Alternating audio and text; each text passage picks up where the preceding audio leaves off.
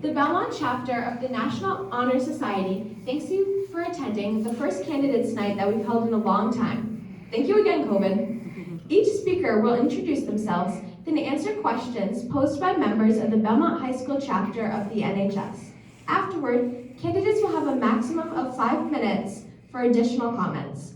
Tonight's candidate night will be filmed with the intent to stream at a later date.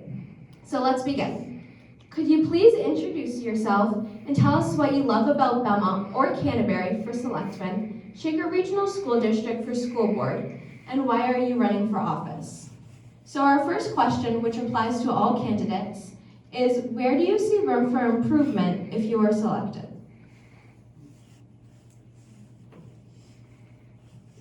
Hi, my name is Brian Gardner. I've lived in Belmont for 12 years now.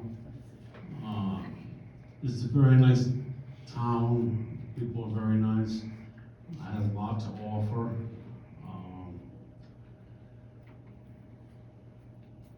I've spent a little while looking at the different items in the one here with the town hall and the present mill. I hope that we can get it all rectified and get it up and running soon. And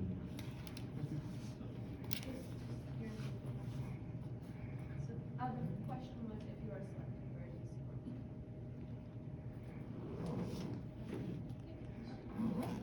support? if I'm elected, I'd like to make sure that the town, the mill complex is finished to what it's been, the people would like it to be.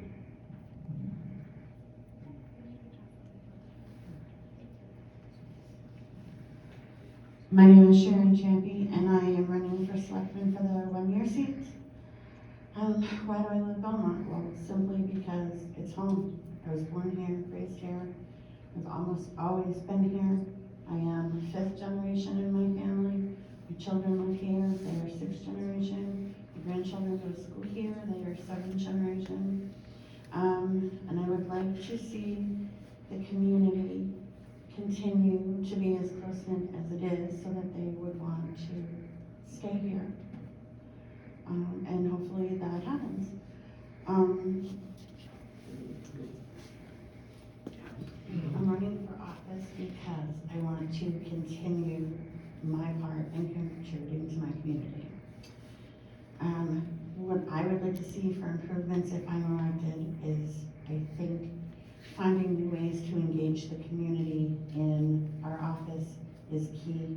Getting information from the public offices on what each branch of our town government does into the community and getting more community input is very, very essential to our programs going forward.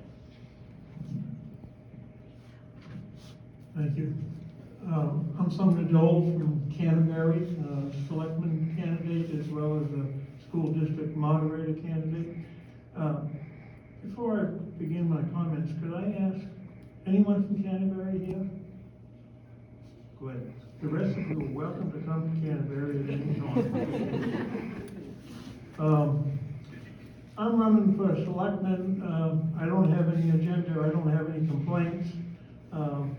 I've thought about running, and as I get older, I better do it before I can't, so I thought I'd run this time. And a couple of things in town, I thought about this question for improvement. Every once in a while, people start grousing about the dump not being open enough. I think maybe we could work on extending the hours from just Wednesday evening and then Saturday maybe some more time. That might be something. The other is I notice all my school board members from Canterbury, and they're not listed in the Canterbury town report, and for 57% of our budget, you'd think you would put the school board candidates in our town report so that we know who they are, and they get paid a lot of money, because I was a school board member for 12 years. I know how much money we made and how much money we spend on gas and tires and getting back and forth here. And it took me 25 minutes to get here, but it's only about 10 miles.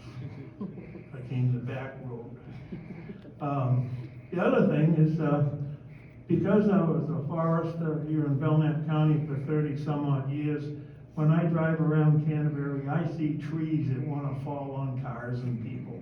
And you probably have them in Belmont too. And I noticed in our town budget, we only had $3,000 for tree removal, and I'm waiting for this, the perfect storm when we have trees come down, and then we can't have our emergency responders get there because trees are down. And the only other thing that I'd like to see in town is maybe some more community programming relating to like a citizen community center or something like that for young people, old people, middle-aged people, and more coordinated effort. And I'm also running for a school board moderator.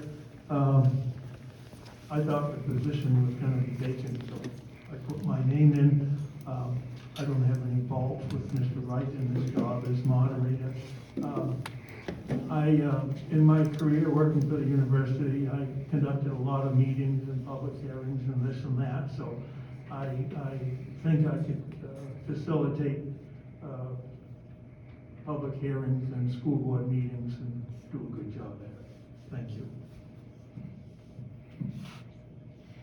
Hello, I'm Marcelle Pethick. I'm a current school board member representing Canterbury and have been since March of 2020. And I'm running for school board again because I just love public schools. I've been doing this most of my life. I've been a teacher for almost 30 years, always in the middle school. I do have a K through 8 degree, however, but I kind of like the middle school for whatever reason. That age group just kind of cracks me up, and I think you have to have a certain personality to teach in the middle school, or parent a middle schooler for that matter. Where we can see room for improvement, you know, we've had a lot of hard conversations lately because when I joined, or when I was elected, a week later, we were locked down, and everything revolved around a triage situation where we were, how do we make this less horrible? How do we, you know, provide good content for the kids? What does that look like? What will they retain? How will we get it to them? How will we assess them? How do we bring them back? Mask, not to mask, their mental health. What does the state say? What does the CDC say? What do the Nurses Association say? What does the school bus drivers say? Like, it was just a lot of that, and it was like that up until very recently. It just kept going, and it was all like situational, what do we do? It was putting out fires the whole time. But the last few meetings, we've had some real conversations about where are the kids now? How do we meet them where they are? And how do we produce results?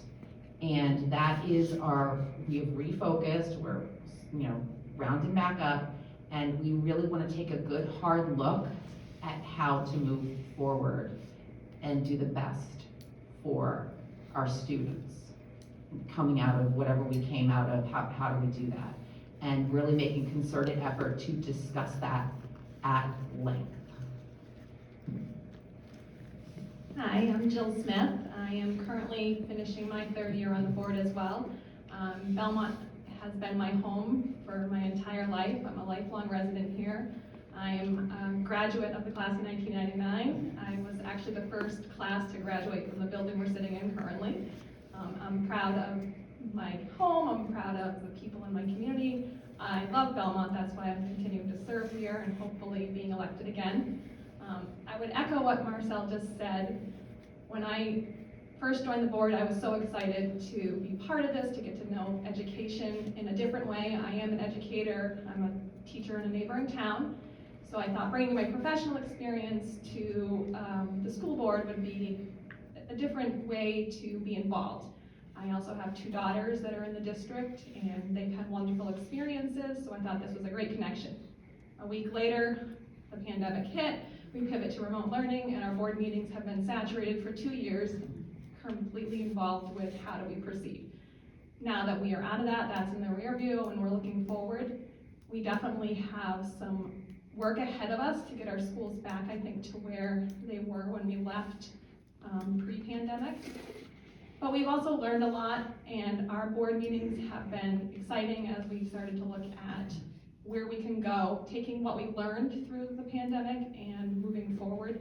How do we help our kids be better prepared to enter the college level or the field that they're choosing to go into after, as well as just looking at our preschoolers, our kindergartners. How do we start them on the right path, and how do we hit all those kids in between those two grade levels? So I'm just hopeful that I have a chance to be on the board to look at the data and how do we hit the children where they're at and give them a better chance for success.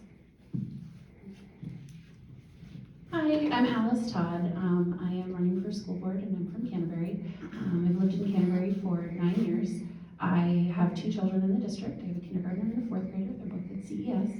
And where I see some room for improvement is, truthfully, I am not an educator, but I do see some room for improvement in communication with the community. Canterbury and Belmont are both very tight-knit communities, and I really feel like there could be better communication between the communities and the schools. Sumner had actually talked about how it's not in the town reports that anybody's running for school board. It doesn't have the names of the candidates or anything like that. And that's something that could be helpful, just to kind of tell people who you are and what you do. I actually, in anticipation of this meeting, went on the SAU website and looked for volunteer opportunities. It was a little bit difficult to find, actually. So just some communication, honestly, is a big point that I think would be helpful. That one's tough to follow since she's my wife. My name's Calvin Todd. I am running for the Selectmen seat in Canterbury. As you know, I've lived in town for 9 years. We do have 2 kids in the district. Alice and I chose to live in Canterbury because it was a small, tight-knit place. It's a very eclectic community with lots of different perspectives, different people. It's a really rich environment to raise a family. With that being said, it's very evident that it's now become a place that people want to be. And right now, Canterbury is facing a looming boom, if you want to say. We're ripe for expansion, and we have a lot of places that people can come to. So I'm running for selectmen so I can have input on how the town grows. You know, we're younger people. Hopefully, we're going to be in town for a pretty long time, hopefully. You know, so I'd like to have a say in how the town grows. You know, how we can grow responsibly, how that's going to influence our schools. I know the schools have been a big talking point for the last 1.5 years or 2, and I think that we need to address that before we decide how we expand our town. Our children deserve a right to a good public education, and our taxpayers deserve their money being spent appropriately. I think room for improvement, if I was elected, would be improving communication. I think being on boards in town, we see there's lack of communication. I know Scott can speak to it, being on the planning board, and I'm on the zoning board. It's very difficult, and that seems to be a lingering problem, is boards, committees don't sort of interchange, and that really hampers progress. So hopefully by bringing new ideas or getting creative ways to assimilate these boards or get everybody on the same page, it could really help the town move forward and progress sort of seamlessly. Thank you. Hi folks, I'm Scott Doherty. I am also one of the Canterbury candidates. So my background is in public safety. I worked as a firefighter paramedic in the city of Schenectady, New York for about 25 years. Became a police officer at a very old age and was actually invited to become part of the federal violent felon task force at the end of my career. So really interesting work. But a lot of my work was managing municipal budgets. I had a little over $3.5 million worth of the budget in Schenectady, and here at the state, I work for the State Fire Academy right now, also helping to manage that. I'm one of the chiefs there. So my wife Kathy is here as well, so we've been here in Canterbury for about 8 years, and we came here much like Calvin and Alice, looking for a small town to settle and become part of. So as Calvin mentioned, I'm active on the planning board and have been for about 5 years. I am one of the fire department volunteers as well. We're cemetery keepers as well, so we take care of a couple of cemeteries in Canterbury. So we've really become, I hope anyway, part of the town, part of the fabric of the town. And I agree with Calvin that one of the improvements, if you will, that we're looking at is the town is going to face enormous development pressure. Exit 17 coming north and exit 18 coming south. We're already seeing that pressure. Calvin has seen it on the zoning board, I've seen it on the planning board. So that I think is an area that bears watching. We're also gonna have some big decisions coming up with respect to the fire department in this year's budget, but also in the future as volunteerism in our country is declining. So I see that also, unfortunately, as an issue that's looming. So I guess that's all for now. Thank you. Good evening, my name is Mark Eckberg, and I'm running for school board this year. Why am I interested in why do I like Belmont? Just like Sharon said, it's home. I grew up in Belmont, graduated from Belmont, did spend about 10 years away in different parts of the country. Figured out that Belmont and the Lakes region was one of two places that I was interested in spending the remainder of my life, and as soon as the opportunity opened up, I took that opportunity. Areas for improvement within the district.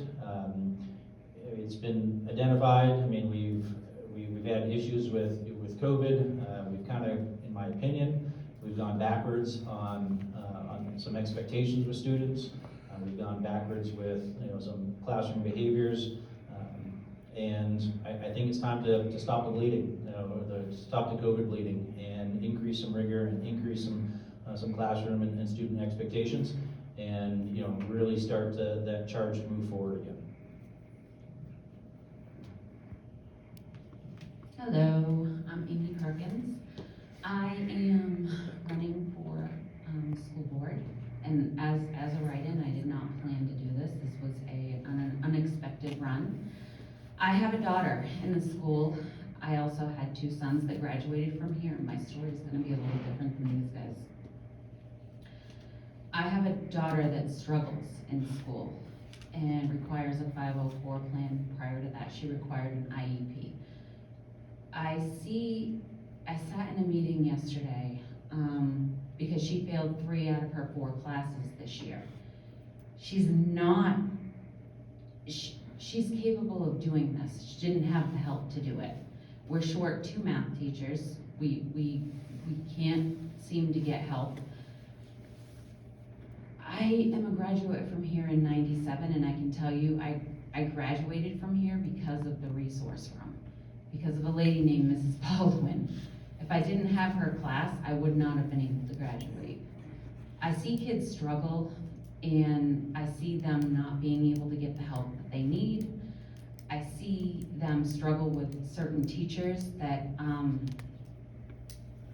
are qualified to do what they do, they just don't do it well.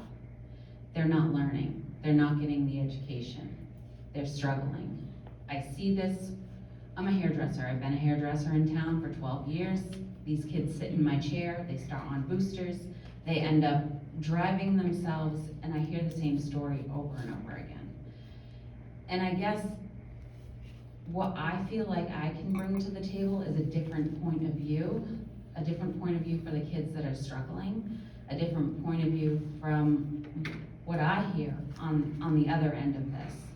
Like, I don't know, I know that there's a lot of good teachers here. But I know that we can do better. That if these kids need help, we have to be able to offer them help. We have to be able to offer them the education that they need, or they're gonna fail. I have a friend whose daughter left here just 4 years ago and went to Laconia and graduated because she wasn't gonna be able to graduate from here. That should never have happened. That should never happen. She should have been able to graduate from the town that she lived in, not have to go live with her mom to graduate in Laconia. I don't think that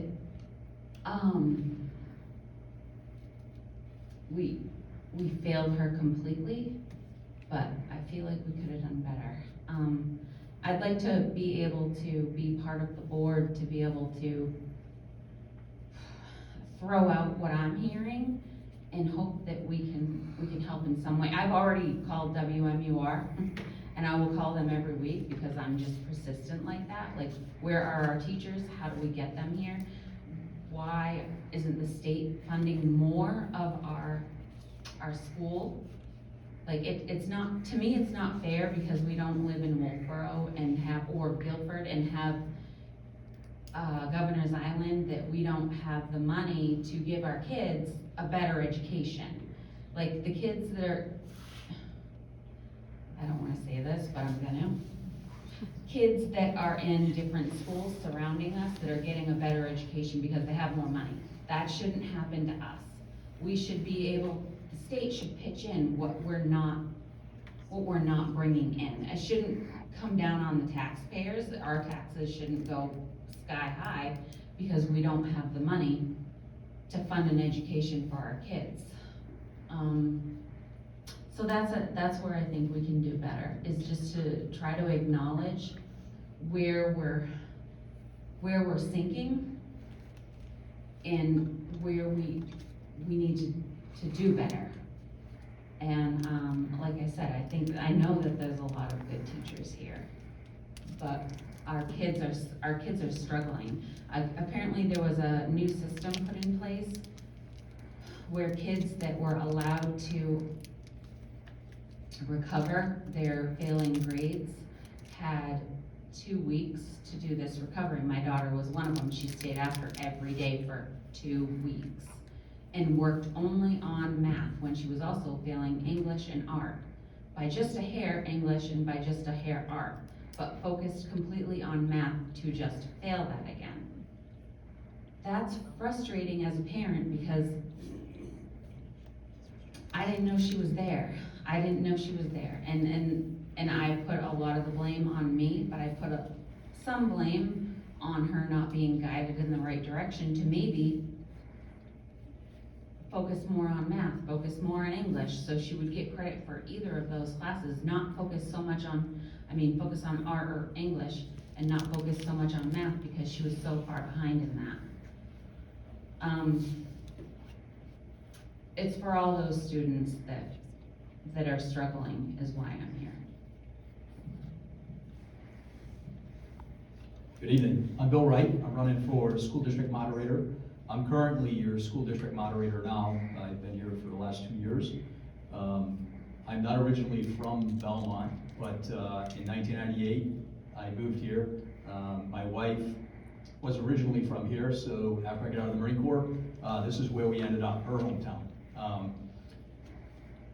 I've been a law enforcement officer here in town, and I'm also currently the Belmont County Sheriff.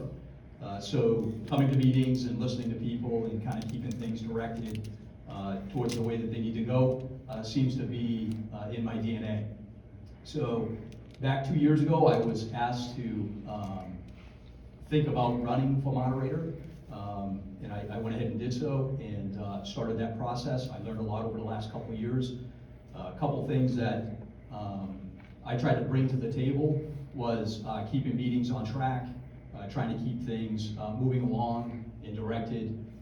Also, informing people of actually what it is that we're supposed to be doing while we're at these meetings. So, what could we do better?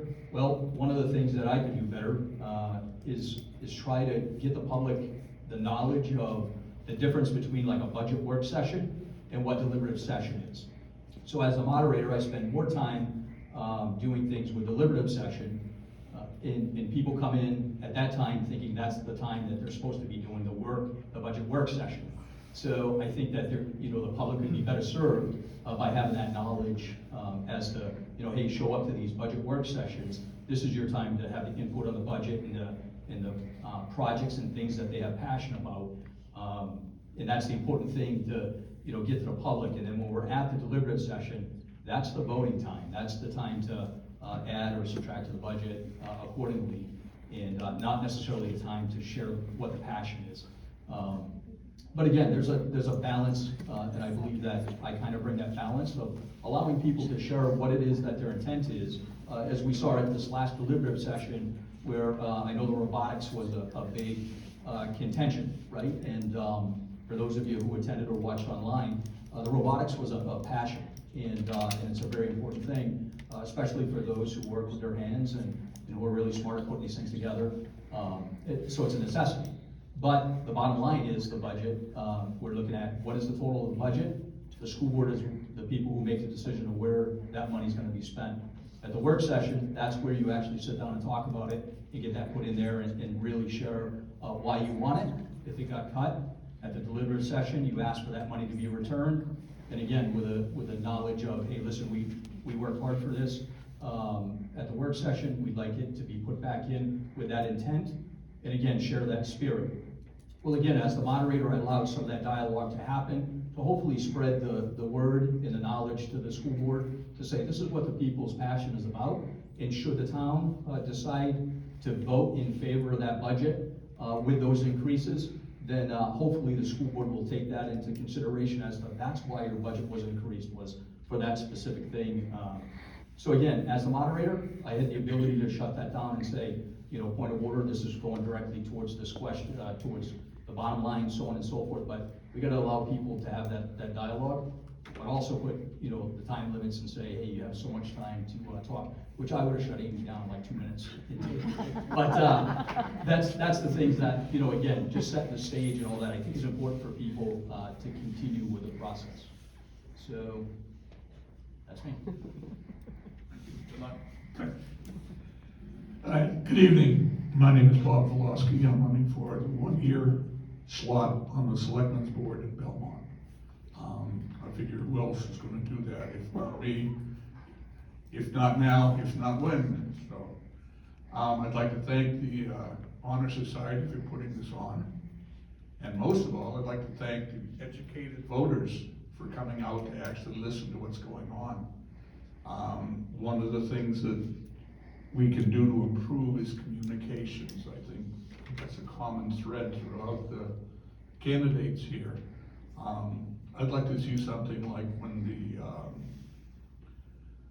clerk takes your tax money, takes your registration fees, takes your water bill, take your email address, and maybe develop a database where they can send out communications to the voters so that they're more informed of what's going on in the town. Other than that, I'm going to keep it short on this part of it because it's already getting late. But thank you.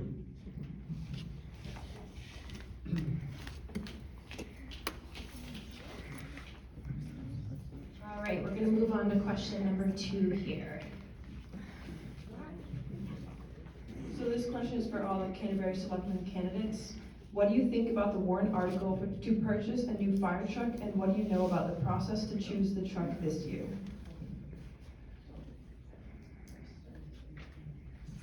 Thank you. I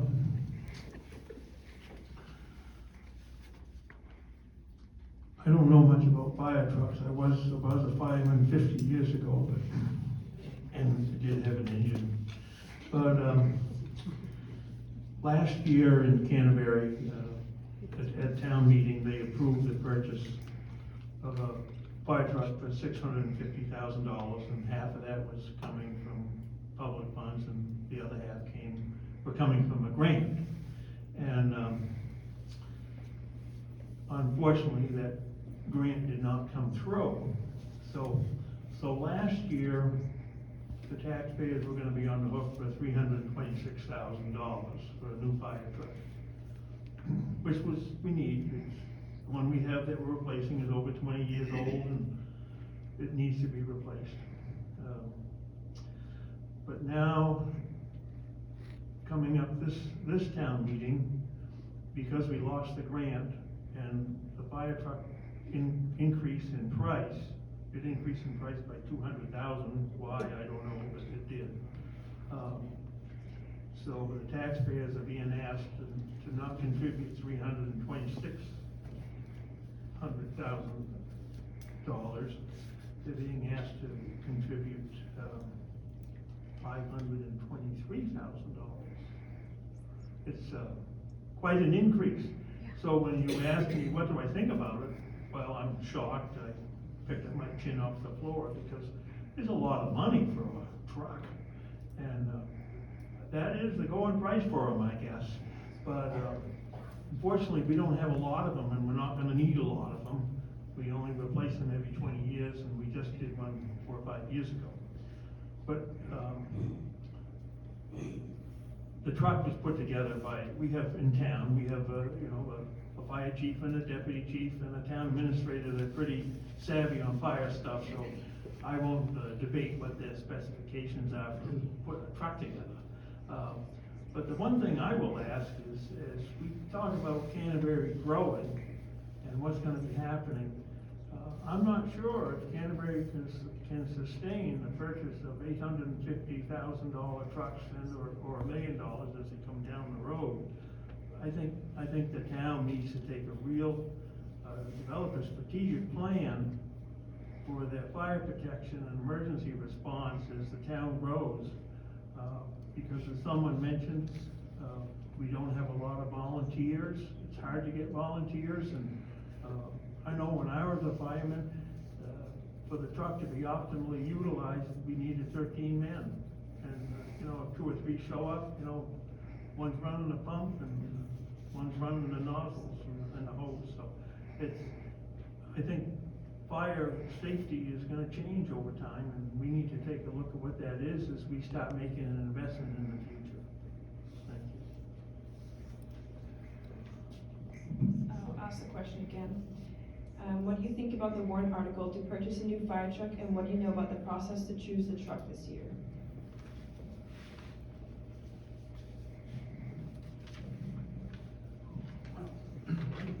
The warrant article for the fire truck the nuts and bolts of it is the town needs a fire truck. The town is growing. The fire truck is very antiquated, and I'm sure Scott will speak to it as he was probably on the group that is choosing the truck. What I can't speak to is, as a resident of town and speaking to people in town, there's a lot of people that felt out of the loop in the selection of the fire truck. They think that the town's taxpayers deserve more of a say or more of a verification of what we're spending our money on. To echo Sumner's point, $850,000 is a lot of money.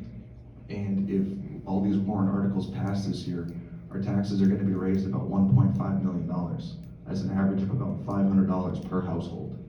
Now, it's not to discredit the fire department or the need of a fire truck. Everybody needs good public safety, but I think we need more community involvement in figuring out these large expenditures. We need to be more responsible fiscally and try to find a way that we can do this more ahead of time. I know we do have a fire truck capital reserve fund, and it's sitting at around $350,000. And the options on the table are get a grant, take a loan, or drain our capital reserves for the town. Neither float your options. It is difficult. That's a lot of money to spend. Now, from my standpoint, I wish there was more involvement, more transparency, displaying the options of the trucks.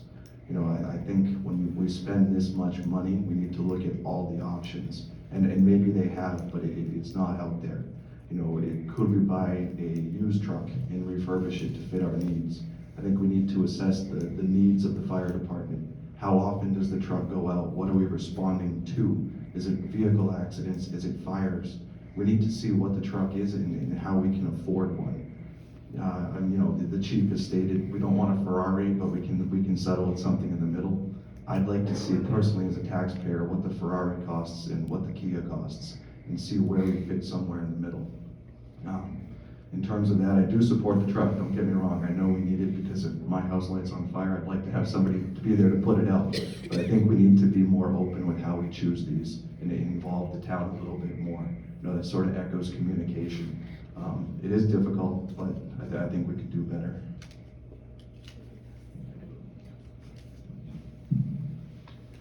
So, full disclosure, I'm one of the deputy chiefs of the fire department. So as Calvin said, I probably am qualified to speak on this.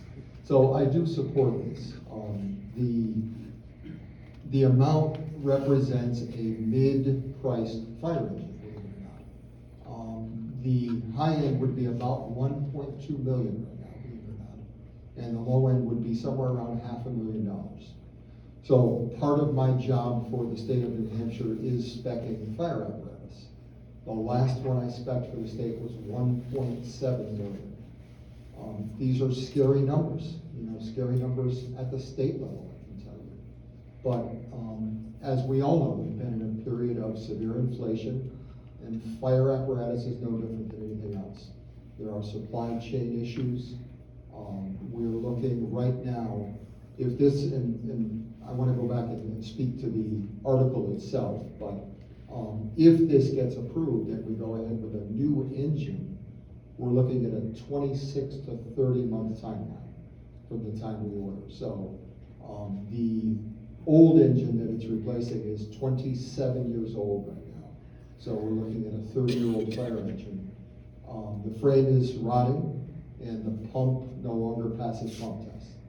So it no longer pumps at the specified pressure it pumped at originally when we bought it. So honestly, we're trying to walk a line because I don't want to have people vote for this as a scare tactic. I think that our job is to present facts and then have the voters hopefully make an informed decision. I do think that if you read the warrant article, it's actually a two-pronged warrant article. The first part of it says, if we get the grant, we'll go ahead and purchase the fire engine with the grant plus what the town has already saved. The second part is if we don't get the grant, then go ahead and purchase the fire apparatus from town funds. So as I said, if you look at the responses, it is a great deal of our response is I-93 for traffic accidents. The issue is if we take our newer engine out tonight, that engine serves to block the road for the members, to keep us safe while we're doing our jobs.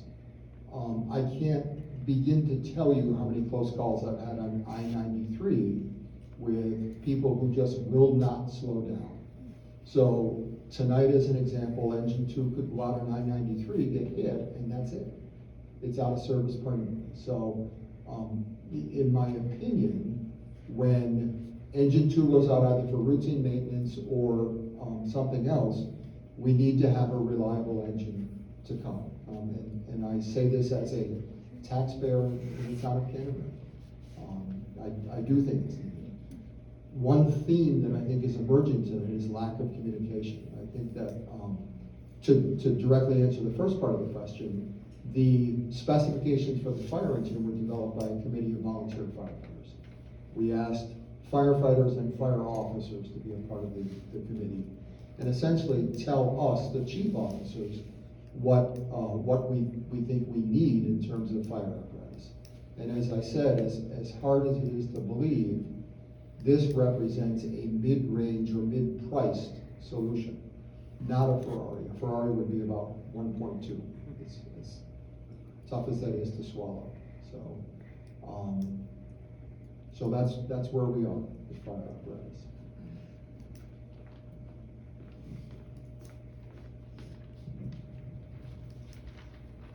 So we have one more question for the Canterbury Selectmen candidates. What is your opinion of the petition warrant instituted by the school board to continue to explore withdrawing from the Shaker Regional School District?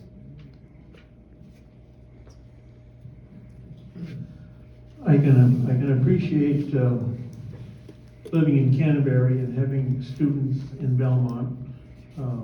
I had 3 daughters that went to Canterbury Elementary. It was a small school, 125 kids, and then middle school and then high school. And I was thinking I handed Jill her diploma when I was on the school board. And I have 8 nephews and nieces that also went through the Shaker Regional School District system. And I now have 8 grandnieces and nephews and granddaughters and stuff that are going through. And I can tell you, going back and forth from Canterbury to Belmont for different school events. It's not bad when I worked in Laconia, coming down through. I went to a lot of kids' games in the afternoons and school activities, but when you live in Canterbury and we're coming up to that famous mud season, trying to get from Canterbury to Belmont can be somewhat trying. I know when we were on the board, when I was on the board from '98 to 2010, we kicked that around a little bit about, Canterbury withdrawing from the district for a number of reasons. But you know what, it didn't go very far. We didn't look into it real hard, but one of the things was the expense of leaving the district. When I was on the board here, we were pretty successful with budgets. The schools were all well rated, elementary, middle school, and high school, all top state awards. And so we were doing good. One thing happened and it was I think Belmont did it, was when they passed SB2. SB2 changed how things went, and I went off the board before SB2 went into place. I think it was in that year.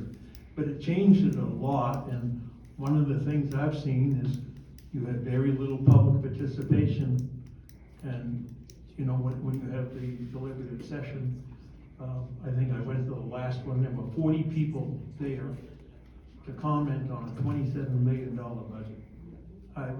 It was scary to see that, and the only question that came up was about robotics. That was it.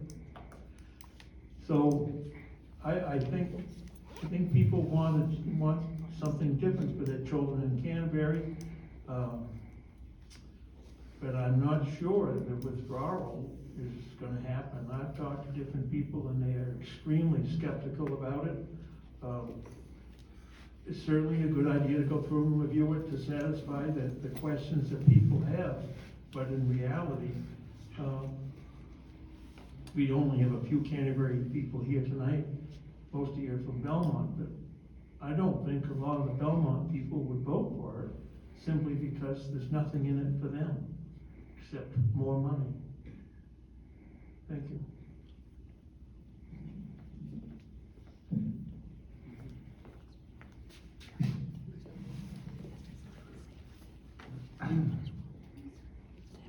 I do support the warrant article. Schools are very near and dear, they're very near and dear to me. 9 years ago when I moved to town, I had at the time he was a year and a half old son, and we chose Canterbury because of the schools. We know it was a great elementary school and a great community. And one of the first things our neighbors said to us when they introduced themselves was, "Where are you gonna send your kid to middle school?" We said, "What do you mean middle school?"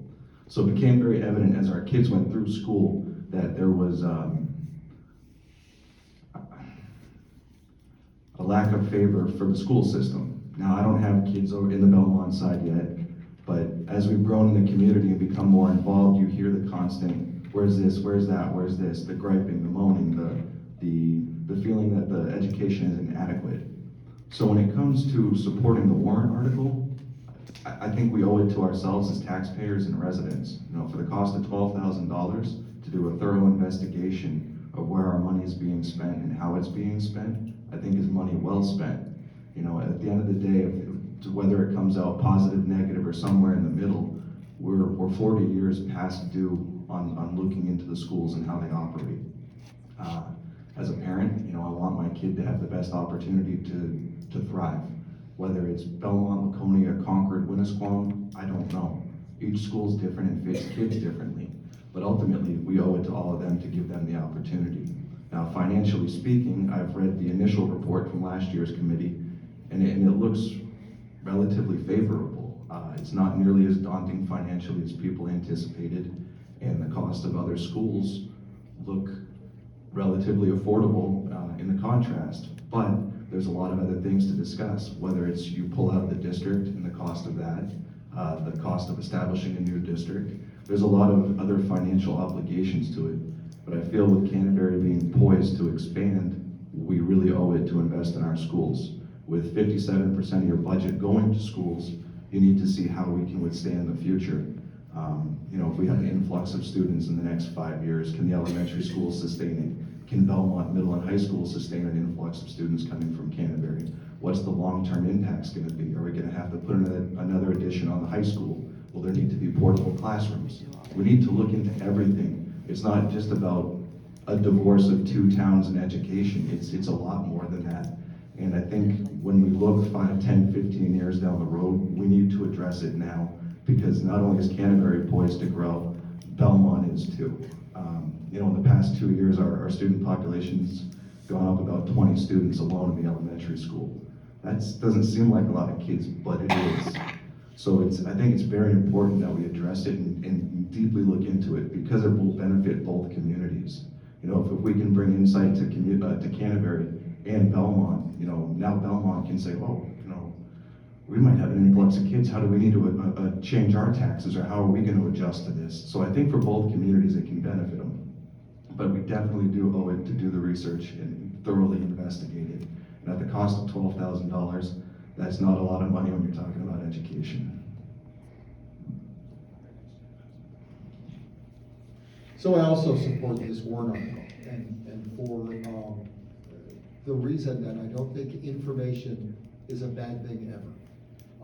I think that hiring, my understanding is this money will be used to hire a professional, perhaps a retired superintendent, to serve to investigate this thoroughly. I think that's a good thing. I think that, as Calvin said, there are enormous stakes in this. I have also read the preliminary report, and I think that there's questions that still need to be answered as to the financial ramifications. So once again, you know, without supporting the divorce, if you will, I do support moving forward with the study.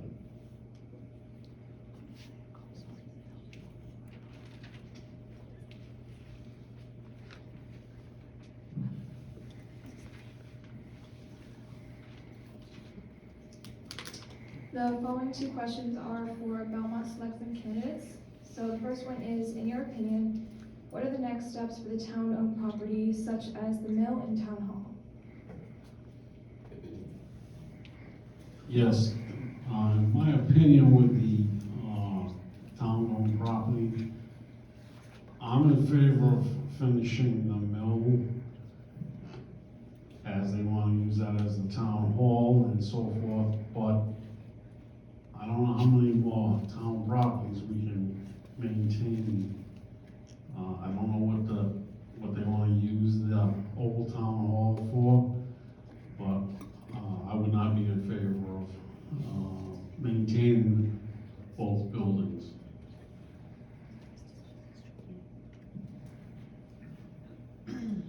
So I am also in favor of getting the mill finished and getting town hall moved into it. I did sit in the selectmen's meeting and hear the price tag of what that was going to take. And I don't know how feasible that's going to be to pull off all at once, but I think that we should continue to plug at it. But I believe that as we finish areas of the mill, we should use them, move into them, and utilize them as the space becomes available. I also believe that we should work on rehabbing the old town hall and using it to develop a community center where the park and recreations could be, where veterans could gather, where other community-based programs, the seniors center. I'd love to see that come back.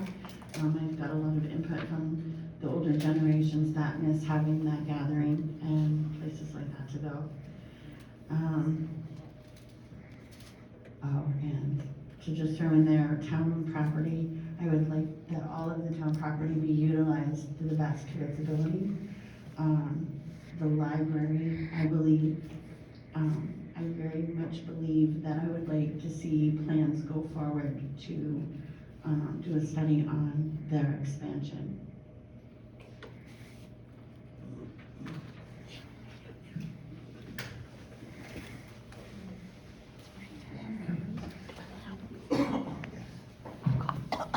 Right, first of all, let me say a few words about myself. I was a town administrator in Sanderton, I was a town administrator in, Hopkinton, I was a town administrator in Bristol. And I was a town administrator until a couple of those were just fill in while they were doing searches for other people. But I'm well familiar with town budgets and how they operate. I'm a fiscal conservative, and the town shouldn't own properties unless they have an absolute need to own those properties. Two reasons. One, if you have property and you sell it, you get an immediate income to the town. Number two, if you sell the property, you get an ongoing income from the taxes on that property. As a town, if you own the property, you don't pay taxes on it, you don't collect taxes on it, and I'm just against that. When I was in the other towns, one of the things I did is look through the lists of town property and got warrant articles to get rid of a lot of the old town properties so that it could be used as tax base. I'd like to see the study on the town mill and see what it's gonna cost and see how long it would take. I'm a little skeptical on the old town hall because we had the building up behind the old town hall that we renovated to use for the town and spent hundreds of thousands of dollars to do it. And then a couple of years later, we tore it down to build the new police station. So I'm a fiscal conservative, and if you want me to be there, I'll be there. But I just would like to see more thought and more communications from the board and the people that are doing this to the people of the town, so they can really understand exactly what they're getting for their money.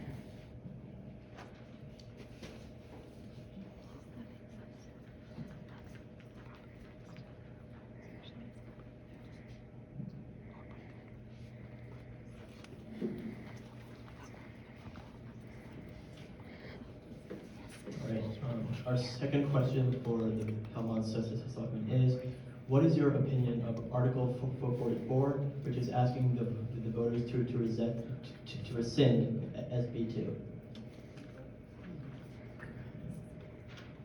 Yes, like I said earlier, I've lived here for 12 years. When we first came to Belmont,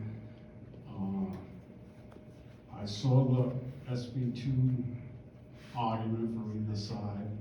I will tell you that I have come to like the SB2 due to the fact that it gives people more of an opportunity for a Saturday versus spending maybe 8-10 hours on a Saturday. There's just not that many people that come to the meetings anymore, which is sinful, but it is what it is. And therefore, I want to keep the SB2.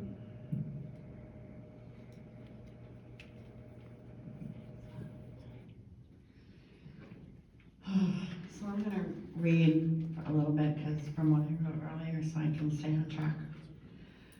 We had a deliberative session meeting, I believe, in this very room on February 4th, and there was a total of about this many people here. Only this many people, there was about 10 of them were town employees who don't actually live in town. Now, if it had been a town meeting instead of a deliberative session, those 50 people would have voted on these 44 articles and made the decision for 7,300 people that live in town of Belmont. I believe that going back to town meeting, you're putting the voting session on one day in a couple of hours, that not everybody who lives in town, who's interested in what's going on in town, can meet in those hours. I think rescinding SB2 and going back to town meeting would take away people's rights to vote. As far as the comments that get thrown out about the general public, about them not understanding or not voting or not caring, this comes back to what I think is the major problem is communication. Finding ways to get the information that's needed out to people so that we don't have people that, that can say that people are not educated when they vote.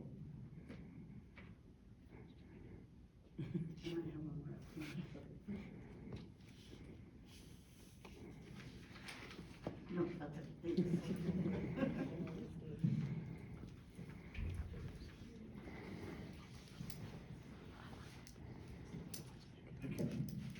I want to be odd man out on this. I've worked in towns with SB2, I've worked in towns that didn't have SB2. I like having a town meeting. I like people coming in and deliberating and talking about the warrant articles so they can see exactly what they're voting for, so they can see both sides. A lot of people just walk in, they pick up the ballot, and they just kind of close their eyes and, oh, well, that sounds good, but what's the other side? What's the flip side of the coin? So I'd like to see it go back to a town meeting. Yes, at first, you're gonna have a very few people, like we have here tonight, who are coming to the meetings. But when people start to realize that this is their money, this is their taxes that they're talking about, hopefully we can get them to come back in and actually deliberate and decide what they want to do with their money.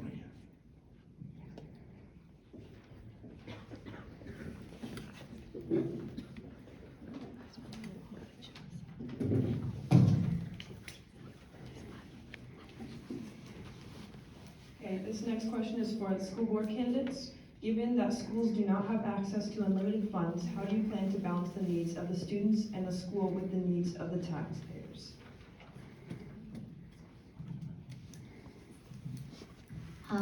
Being on the school board, you learn a lot about budgets, and it's the part that I hate the most.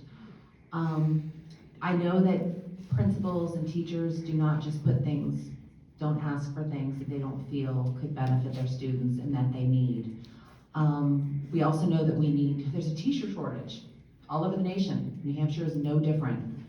Jill and I were both on negotiation committees for the support staff and for the teachers. And we know that we need to stay competitive and also balance that out with hoping that the warrant article to give the raises will pass. And also keeping in mind that there are people in both towns with multi-generational, large pieces of property who you do not want to see taxed out of their homes. And I hate budgeting, it's the most difficult part of the job. And right now, support staff, our paraprofessionals, we're losing people. There were 6 paraprofessional jobs cut from the budget. Those jobs, actually there were 8 of them, 6 were cut, that were open, some of them almost 3 years. And in that same month that we were discussing this budget, we had lost, I think, 7 or 8 paraprofessionals or support staff. And a paraprofessional's job is really hard. There are sometimes with the same one-on-one student who might be in a mentally ill crisis, special needs, it's a very difficult job. And their pay is still well below its dismal. And we need to start paying people to retain people. We're losing people. We don't have 2 math teachers. You could work in Manchester for $20,000 more, they're still missing math teachers. We're in a crisis. And we have to balance that though with the needs of the citizens who live in the community, and it's extremely difficult, and it's not my favorite thing about it at all. But saying that, no one shows up to the meetings when we budget. We can't get people to serve on the citizens to serve on the budgeting committee. When we had the session in Canterbury to present the budget, I think there may have been 2 members of the community, and in Belmont, it was bad weather. We had 1, and he's sitting at the end of the table.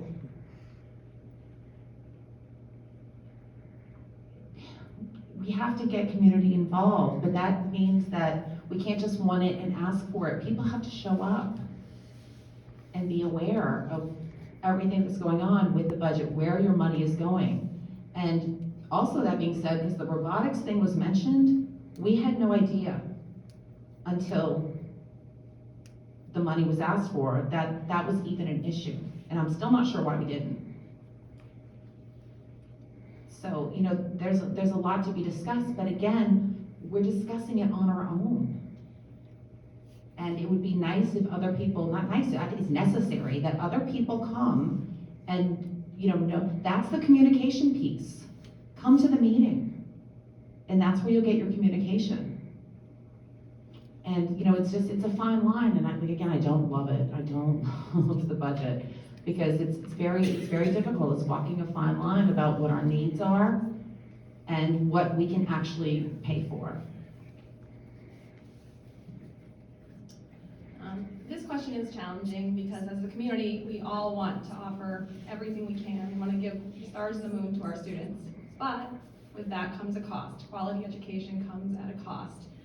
And so budget season was probably the most eye-opening of my experience in the past 3 years. I didn't realize how many hours and hours and hours of work goes into the budget. Going line by line, looking at each thing, and really thinking about needs versus wants. How can we get creative? How can we make what we have work for our students, but also work for our taxpayers? As Amy mentioned, state funding doesn't help us. We rely on our taxpayers to foot a lot of the bill. And because that happens, and we have a different tax base than other area schools, we look to our community to support our schools. So as a member of the board, I did find a new appreciation for everyone that served before me and will serve after me at how much time and energy is put forth. I do appreciate the people that take the time to educate themselves and to understand what they're voting on ahead of time. Again, that getting more people involved, understanding the process. If anyone out here wants to serve on the budget advisory committee for our school district, it's a great way to learn about the budget. And we did not have all those positions filled even this current year.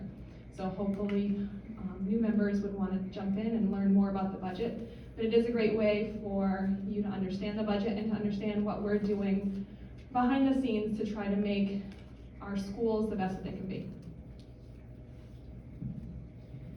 I'm going to be the odd one out here because I'm not an educator. I don't know the inner workings of the school board. I'm not going to claim that I do. But I do work in financial compliance. So essentially, I'm a risk manager. And don't worry, I don't expect anyone here to want to listen to me talking death about my day job. That's not why we're here. But I do think that the skills that I do have from that are well versed to some of the things that Marcel and Jill are saying. The skills that I'm required in order to do my job, I honestly look at specific government rules and kind of look at I identify risks and I put procedures in place and things like that to mitigate those risks. So that's actually something that does interest me. And as a taxpayer and in the district and a parent to students in the district, I feel that performing a periodic deep dive of our budgets is something that we owe to everybody. And it's truly a vital step in kind of marrying the needs of the students and the needs of the taxpayers. So we all have a fiduciary responsibility to our students and our communities, and I think that a deep dive like that is a good way to start.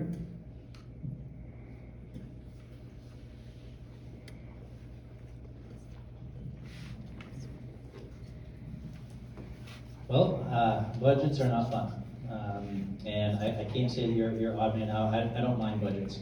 I don't mind looking at the numbers. I don't mind asking questions. I don't mind talking about the white elephants in the room. I don't mind having those tough conversations. You know, whether it's within a district, whether it's with community members, whether it's with faculty, staff.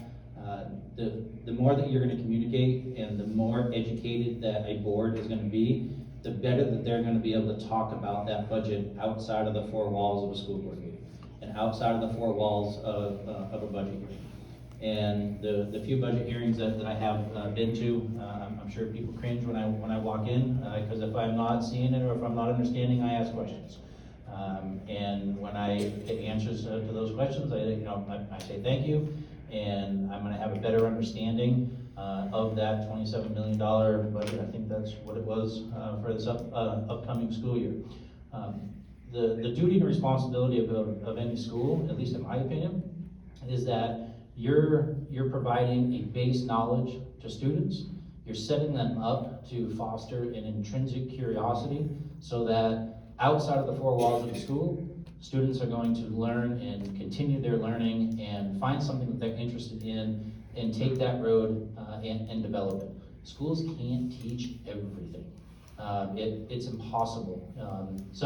I take that back. There are wealthy districts out there. There are the Hamptons, within New Hampshire, that do have the ability. They have the student body, they have the student base, they have the tax base to offer far more things to students than exist in Canterbury or exist in Belmont. But we're not a Hampton. So you have to not necessarily hedge your bets, but you have to figure out what's important. And sometimes some of those high cost things are no longer important.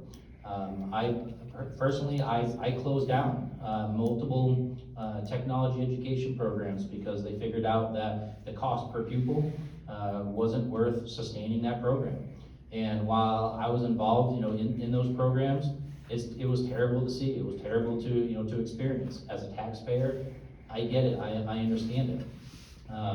But that's, ultimately, we need to figure out what's important within the district, what's important within the community, teach those foundations, teach those basic skills, and ultimately, like I said, foster that intrinsic desire to learn so students can take that out of the four walls and continue it on their own.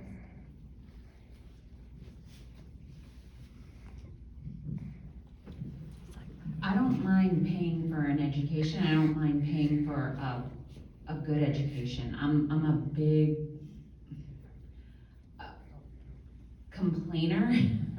Sometimes when, my taxes went up. I went from paying like $5,500 a year to $7,400 a year, and I know a lot of that is education because I've looked into it. But I don't mind if I know that my child is getting a good education. Like, I wish I could pull her out and put her in Bishop Brady. I wish that was an opportunity, but that's not an option for me. I've looked into charter schools. I get disappointed when I go that route because I'm proud of where I came from and I'm proud of where I graduated from. I can only promise I have a voice, and I'm not scared to use my voice. I feel like we should be getting more from the state. We need more money from outside sources because we can't do this on our own. We can't, without taxing people out of here.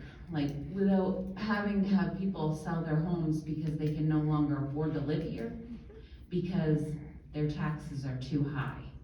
We need maybe to write to the governor, which I don't have a problem doing.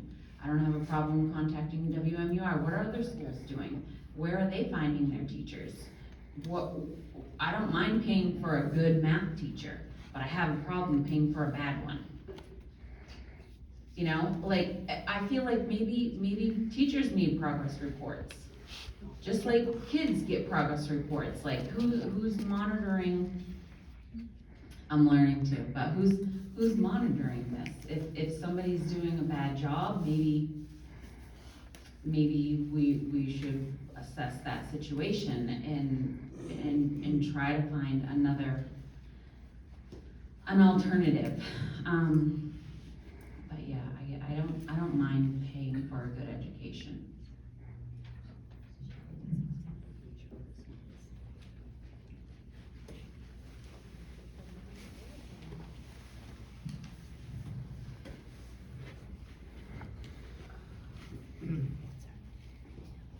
Following question is, how would you connect with the community and parents to get them more involved in the schools?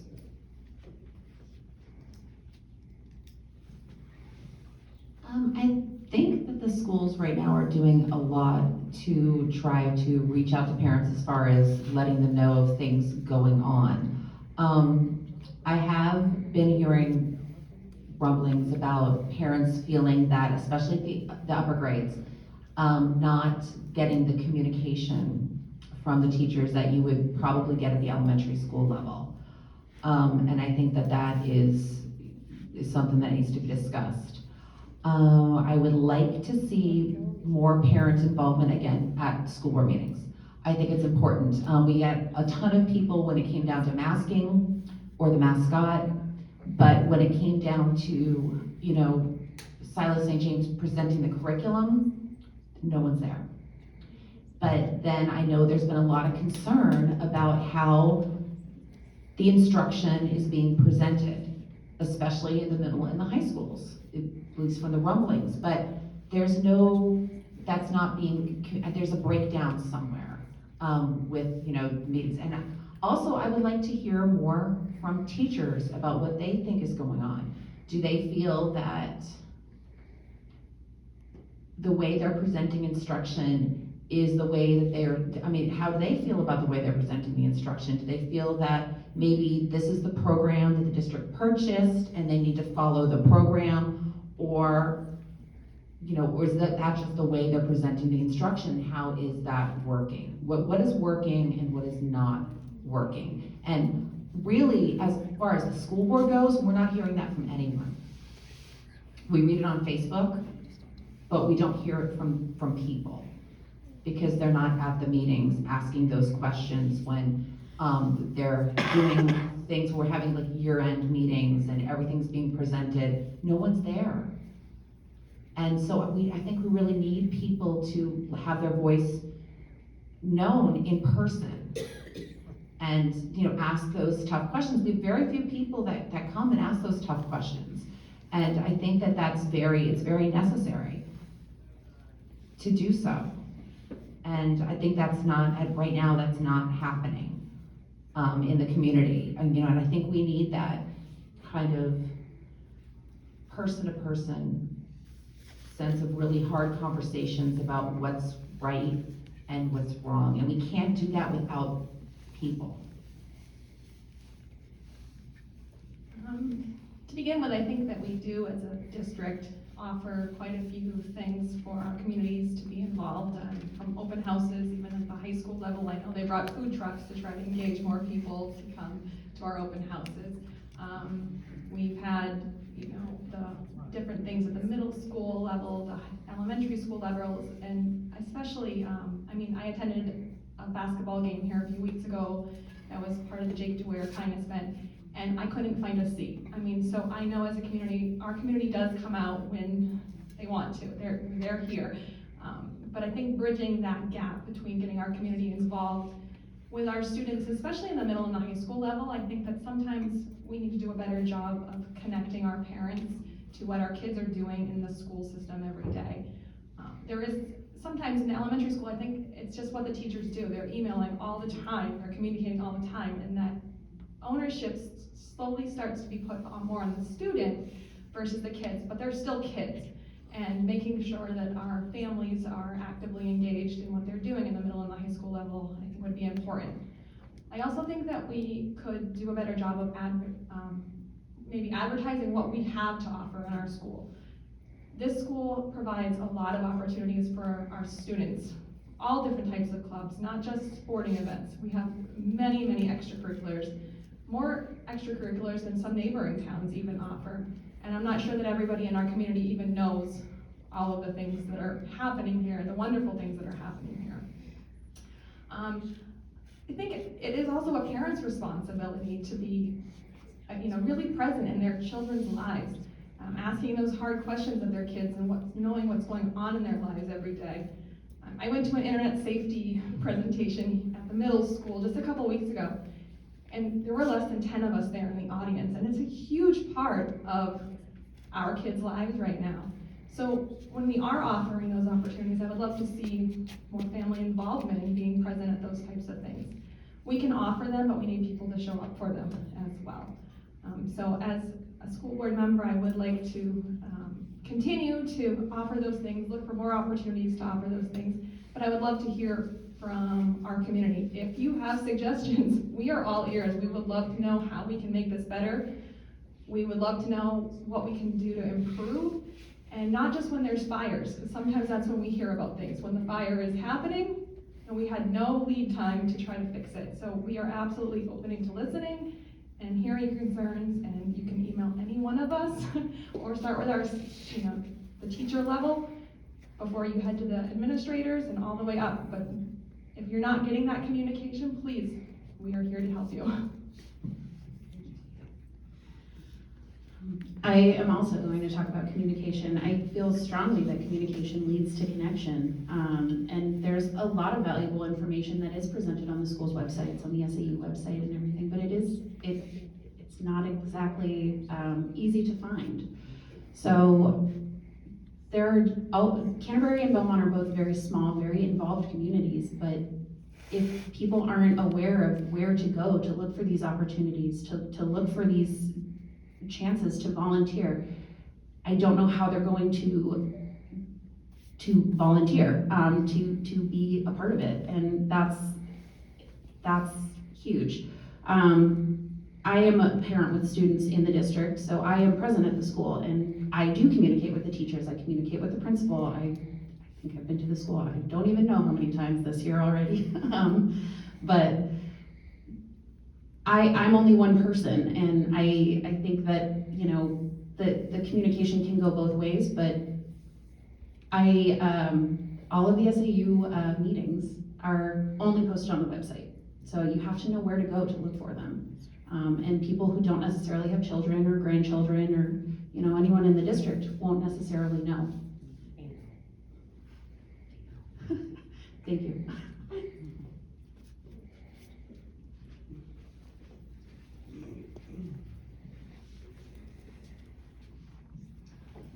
I don't think there's any one right answer for community involvement or parent involvement, but there's a lot of opportunities out there. I've been in districts that offered a program called Strengthening Families, and that Strengthening Families program, you have kids that don't really know how to be kids, and your parents that sometimes don't know how to be parents, and that type of a program teaches that, as odd and as weird as it sounds. We had to somewhat bribe, parents and community member, involvement on things like that. I've seen in districts where they get some of the retired community members in to teach things like finance, and to teach things like, balancing your checkbook, and to teach about debt, and how buying a car, what does that mean, and interest rates. That's kind of where I was talking about. The schools can't teach everything. They can provide the space, they can provide the means, but we can't staff it all. I had once when I was in my master's program where I was told to basically find a problem in a school and figure out a way to fix it. And the problem that I identified was tardies. We had students that were just habitually tardy every single day, and we actually had an attendance policy that if they hit, I believe it was 6 tardies, it was a 2-hour detention on Saturday, 7 tardies was a 4-hour, and if you hit your 8th tardy, you lost credit for the class. And what we proposed and what we tried was, if students were reaching the 2-hour detention or the 4-hour detention, the expectation was the parent came with them. And talk about dropping your tardies, going from 15 or 20 a day to virtually 0. But that was something that was supported by the community. It was not well received by the students and the parents who had to come in on a Saturday, but let me tell you, the problem got fixed fairly quickly. I've suggested for years on progress reports and on report cards. We can keep track of parent attendance to the different types of things, whether it's open house, whether it's the community events at the school. Don't grade them, but have an area there that's that's showing their participation and their attendance. Is it a little bit of guilt, to get people there? Yeah, maybe. but if it works, it works. There's, you know, what we're doing right now is I think is more of a status quo than anything. I'm one of those people that, you know, if there's a problem, let's try a solution. If it doesn't work, well, we'll abandon it and we'll try something else. But, you know, just talking about and discussing the problem rarely comes to a positive outcome unless you try things. So same, like communication is hard, but the reality is we're probably not gonna get a whole lot of parents to come out unless they want change, like me. And voters to come out unless we have a lot of people that don't have children in this town that don't believe they should have to pay a school tax. I do think that we need to make it easier to be able to tell when the meetings are. I had a difficult time finding when meetings were. Maybe text messages, maybe more on social media. I know Belmont did we have a Facebook or an Instagram? Oh, yeah. Okay, like maybe putting more out there, because I guess I just don't get notifications of it.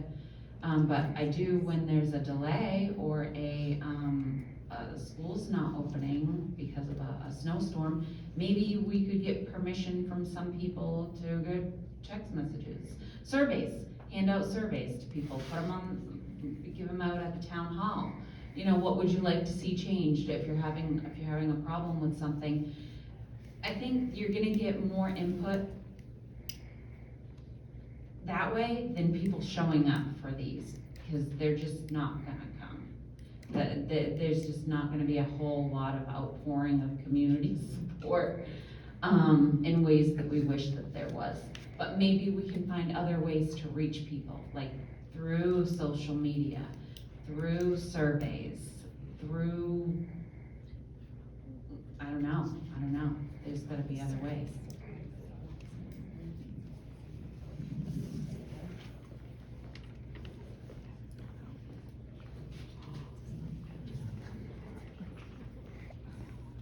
So our final question for school board candidates is, what do you feel are the main points of emphasis that our school board should focus on in order to progress the district as a whole in the next 3 to 5 years?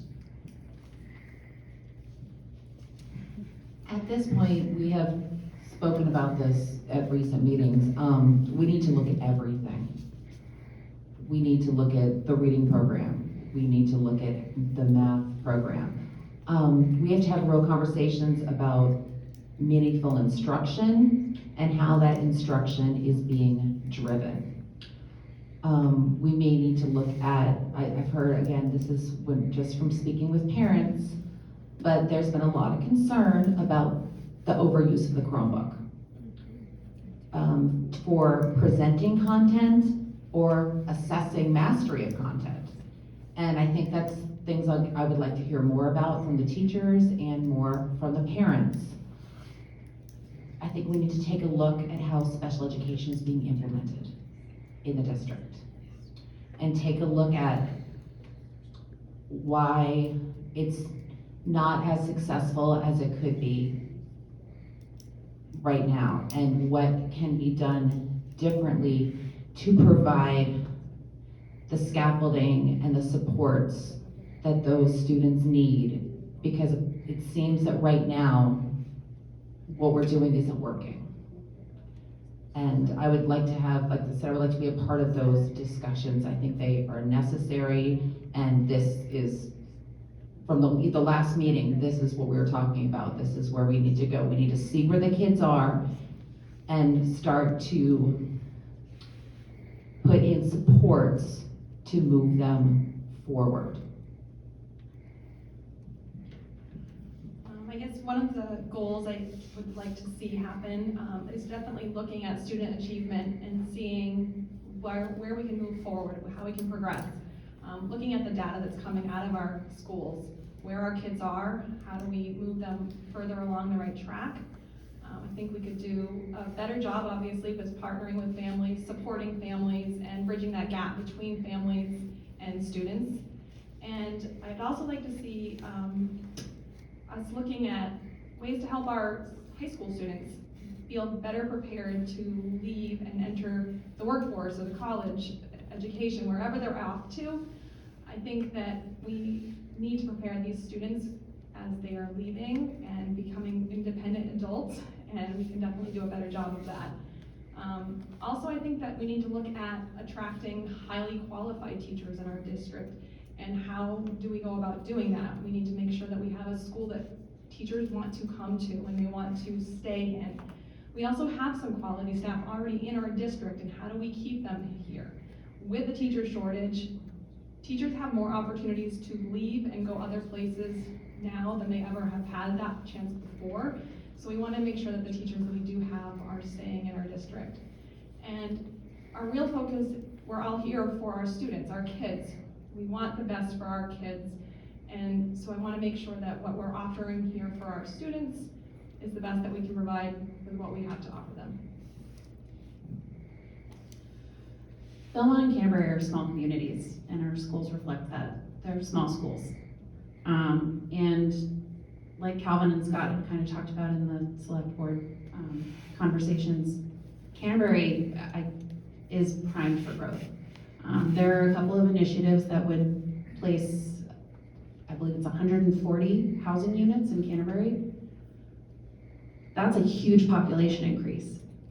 And I think that one of the things that the school board really needs to prepare itself for is, are our schools prepared to accommodate 140 households? If half of those households have students, have a single student, are our schools all prepared to absorb 70 students? What if they have multiple students? Can we accommodate that? That's something that I think is on the horizon and is imminent, honestly, and needs to be addressed. Another thing that I think is important is that we have tools in place to prepare our students for real world experiences. And what I mean by that is that our current graduation requirement for, or only include a quarter credit for personal finance. If students choose to go to college, there's a likelihood of debt, like student loans. People carry massive amounts of consumer debt and just don't realize the true cost of borrowing. Taking into account current economic state, this instruction could prove extremely important for our students. So I think that that's something that should probably be addressed.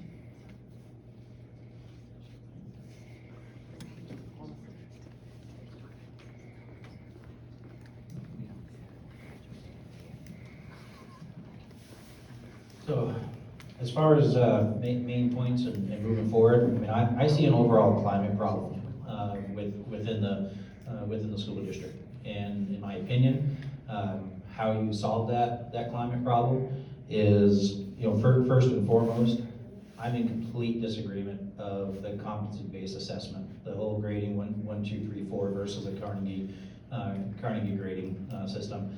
I have worked with schools, I've been within schools and helped 3 of them actually get to competency-based assessment, and it was the same struggle every single time. And there's been mandates by the state that says it will be done by 2008, and then it was, it will be done by 2011, and it was, it will be done by 2015, and we still have a bunch of schools within the state that do not run the competency-based assessment.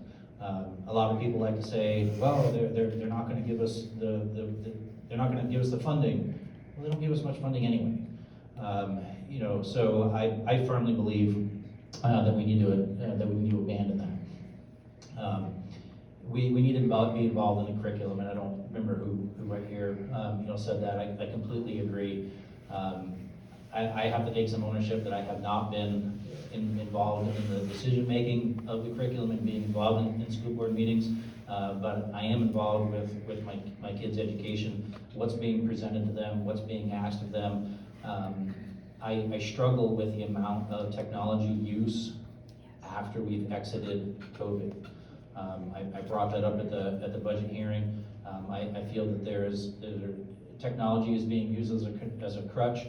So many students don't respond well to technology teaching them. They respond much better to direct instruction, and I have no idea why we didn't return to direct instruction in large part within the classrooms. Figuring out things like the state doesn't support an attendance policy. The state kind of says, We don't think that that's too much of a concern. It doesn't mean that a district can't have a district-wide attendance policy, behavior policies, and then have all the schools run by the same set of expectations and the same set of rules. You can't have, and I'm not saying that this exists, but you can't say that, you know, no cell phones are allowed in the middle school and then allow phones at the high school. And again, I'm not saying that exists here, I'm just using that as a, you know, as an example. Attendance is so important to schools and to the students that are attending those schools.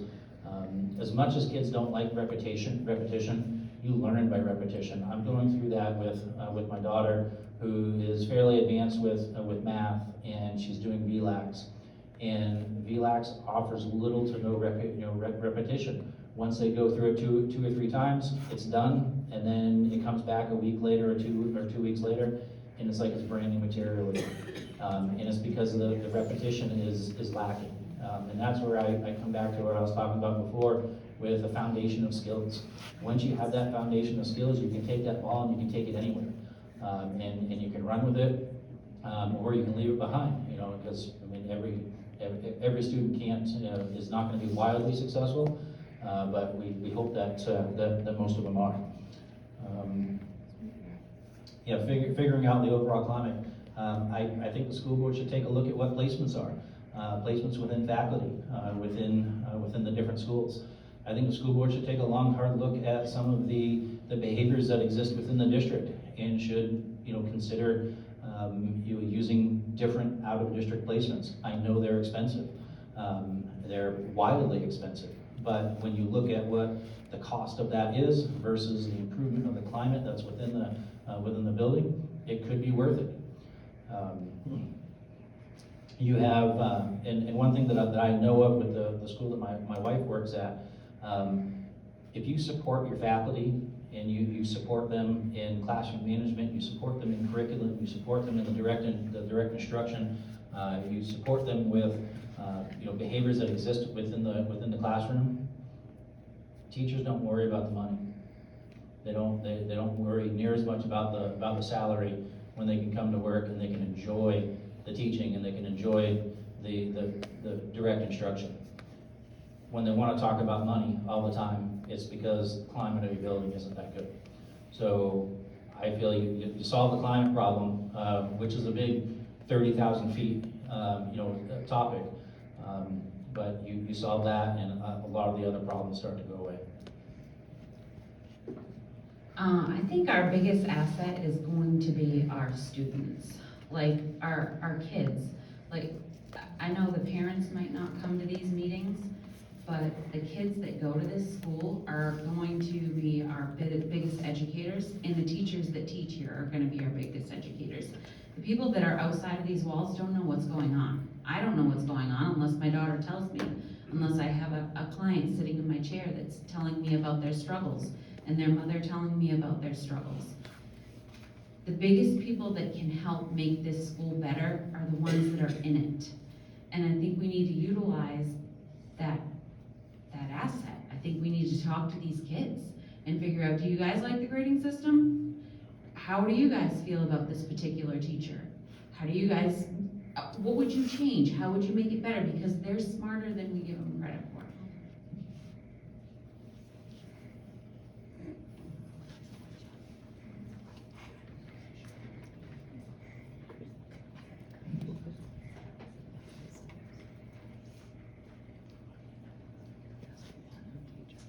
So, our last question for this evening is for our moderator candidates, and that is, what qualities do you think that you have would make you a great moderator?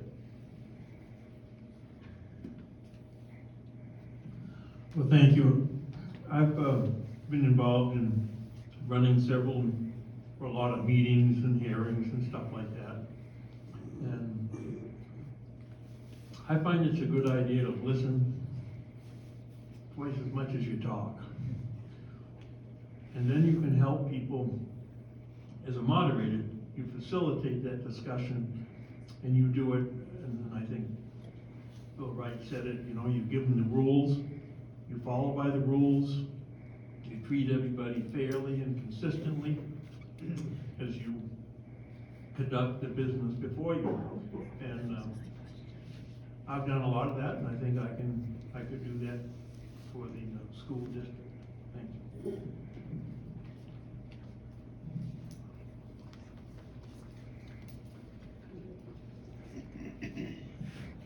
Well, I believe that having prior experience and exposure to the process is super important to this. And the ability to assess and adapt to the changes and the challenges associated with conducting public meetings and sessions is critical to success of that meeting. Point blank, I enjoy being part of this process. I think it's a very important process. It's good to keep the meetings moving along and get to that final stage of the people making that decision on where we're going with this. So I appreciate everybody showing up tonight, and it shows that you are definitely in tune with what's going on here in our community and with this school district, and I appreciate that. Thank you.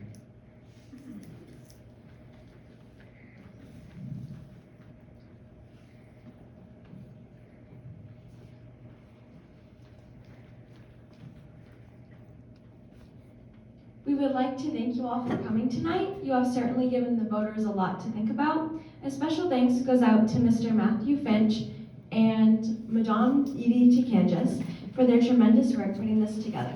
Please help yourself to light refreshments provided by the National Honor Society, which are on the back table over there. Yes. Can we ask if you might have any idea when this presentation would be video streamed or available to see? That might be a Mr. Finch question. Perhaps before the election? Oh. Well, that's the plan. So we're looking to offer the towns copies of this, so it's everything. So it could be put up on both the Yeah. school district and the town website? The last time the IT department put it on YouTube. and Okay, shared that's it. How about you accessible. put it on the Belmont community page? We can link it to that very easily. I would do provide it to that. somebody else. I don't know if Canterbury has one, but we got one. And thank you very much for Yes, doing thank this. you. Thank you for coming. It's been missing. Thank you.